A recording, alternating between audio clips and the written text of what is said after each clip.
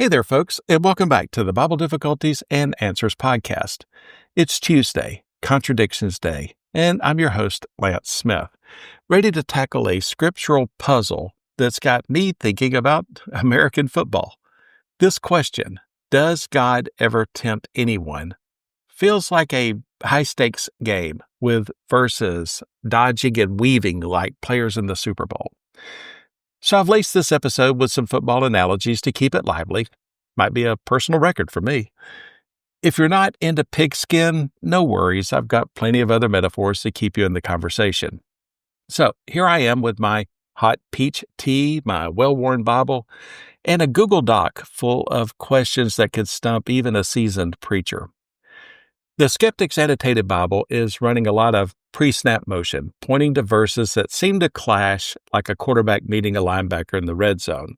We've got James 1:13 saying God never tempts anyone. But Genesis 22:1, 2 Samuel 24:1, and Matthew 6:13 seem to suggest otherwise. Is God setting traps, or is there a deeper plan? Grab a seat, maybe some game day wings. Don't tempt me with those nachos. And let's unpack this with fresh humor, clear analogies, and a heap of biblical clarity, mostly using the New Living Translation for its modern snap, but with a nod to the King James Version for some interesting context. Let's start with James 1:13, which in the New Living Translation says, "And remember, when you are being tempted, do not say, 'God is tempting me.' God is never tempted to do wrong, and he never tempts anyone else." That's as clear as a sunny morning. It's like God saying, I don't plant weeds in your garden, and I'm not here to make you stumble. The Greek word pairizo can mean test or tempt. But James is crystal clear. This is about tempting to sin, and God's not in that business. James 1:14 points to our own desires, like when I spot a fourth hot dog at a cookout and my brain yells, "Go for it." That's not God. That's my inner appetite trying to take over. BibleRef.com nails it. Trials are chances to trust God, not blame Him when we're tempted to stray. Now, let's dive into Genesis 22:1. Where things twist faster than a plot in a mystery novel. The King James Version says, God did tempt Abraham. Take now thy son, thine only son Isaac, and offer him there for a burnt offering. Whoa, hold up. Did God just call for something extreme? The New Living Translation clarifies. Sometime later, God tested Abraham's faith. The Hebrew word nisah isn't about tempting Abraham to sin, but testing his trust, like a teacher giving a tough exam to see if you've studied. God wasn't trying to make Abraham fail. He was strengthening his faith, like a gardener pruning a tree to help it grow stronger. The New Living Translation's tested over tempted clears the fog, showing this was about faith, not failure. The outcome? God provides a ram. Abraham's faith shines like a beacon, and GotQuestions.org backs this up. God tests, like Abraham's, build faith, not lure us into sin. Next, we're wrestling with 2 Samuel 24:1, where things get messier than a kitchen after a baking spree. The King James Version says, "The anger of the Lord was kindled against Israel, and he moved David against them to say, 'Go, number Israel and Judah.'" But 1 Chronicles 21:1 in the New Living Translation says, "Satan rose up against Israel and caused David to take a census." Wait, who's calling the shots? The New Living Translation in 2 Samuel 24:1 says, "He caused David to harm them by taking a census," suggesting God allowed it as part of his judgment on Israel. The Hebrew word suth means to incite, but Chronicles points to Satan as the instigator, with God as the overseer, like in Job 1:12, where God permits Satan to test Job but sets limits. It's as if God's saying, Satan, you can try your move, but I'm still in charge. David's census was a misstep, maybe driven by pride, but God's role was permissive, not pushing sin. The New Living Translation keeps God's sovereignty clear without making him the tempter, aligning with James 1:13's no tempting stance. Then we hit Matthew 6:13, the Lord's Prayer, where Jesus says in the King James Version, "And lead us not into temptation, but deliver us from evil." Now, the New Living Translation delivers this, "And don't let us yield to temptation, but rescue us from the evil one." So why pray not to be led into temptation if God never tempts?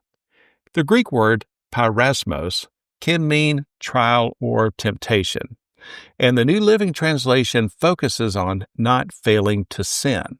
It's like a parent guiding a child away from a candy store, not because the parent wants the child to overindulge, but because they're trying to offer wise direction. The New Living Translation's "rescue us from the evil one" points to Satan as the source of temptation, not God, syncing with James 1:13. BibleStudyTools.com notes this prayer is about relying on God's strength to avoid sin, not accusing him of setting traps. So, what's the big picture? The key is testing versus tempting. Testing is like a coach running drills to make you stronger. God's all about that, building faith like a mentor shaping a student. Tempting is like a rival trying to throw you off your game.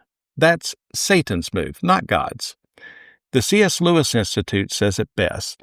Testing reveals character and glorifies God, while temptation, from Satan, the world, or our own desires, aims to derail us. The New Living Translation shines by using test for faith-building moments, like Abraham's, and tempt for sinful enticement, like James 1:13. While the King James Version's tempt for everything is like mixing up a recipe for bread with one for cake. It's confusing. Now, back in 2007, a friend and I were hashing this out over burgers and fries at a sports bar, and he asked, if God doesn't tempt, why do these stories feel like it? Then he said, if God's good, why set up tests that feel like traps? He was really struggling, and both are great questions. So let's tackle them. Think of Job.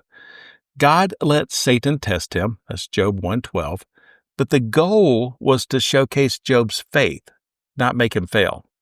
Why test at all? The C.S. Lewis Institute explains that God allows tests to strengthen faith, refine character, and draw us closer to Him, like a parent teaching a child to ride a bike, by letting go just a little bit. 1 Corinthians 10:13 promises God won't let us face trials we can't handle, like a guide ensuring you've got a map for the journey. The New Living Translation's clarity in Matthew 6:13, asking God to help us not yield, shows we're trusting His guidance, not blaming Him for pitfalls. Here's another angle. Why do translations sometimes blur testing and tempting? It's like calling both a musician composing a symphony and a mathematician solving an equation as creating a harmonious arrangement. Creating a harmonious arrangement perfectly describes what the musician does, but is completely nonsensical when applied to a mathematician's work. Context matters. The Hebrew nissa and Greek pyrasmos can mean test or tempt, but the Bible's intent is clear. James 1:13 is about sin, so tempt means enticing to evil. Genesis 22:1 is about faith, so test fits. The New Living Translation's like a clear recipe, distinguishing ingredients for all to understand. Let's wrap this up. God does not tempt anyone to sin. James 1:13 is the cornerstone. God's holy, can't be tempted by evil, and doesn't tempt others. His tests, like Abraham's in Genesis 22, build faith, not break it. In 2 Samuel 24:1, God's the overseer, letting Satan act, as in Job, but he's not pushing sin. Matthew 6:13 is our prayer for God's guidance to avoid spiritual pitfalls, not an admission he sets them. The New Living Translation's clarity, using test for Abraham, caused for David's census, and don't let us yield in the prayer, shows God as our guide, not our adversary. Temptation comes from Satan, our desires, or the world, like weeds choking a garden. But God, He's the gardener, nurturing us to grow. So here's the takeaway. When trials hit, pray like Jesus taught. Lean on God's strength, trust His plan, and look for the way out He promises. We see that in 1 Corinthians 10:13. It's like following a trusted map, knowing He's leading you home. BibleRef.com says James 1:13 challenges us to see trials as chances to trust God, not blame Him when we're tempted to stray. GotQuestions.org notes that God's tests, like Abraham's, build faith, likening the Lord's Prayer to a guide keeping you from danger. The C.S. Lewis Institute says testing builds character, while temptation aims to derail. BibleStudyTools.com adds that temptation's universal, but God's trials strengthen us.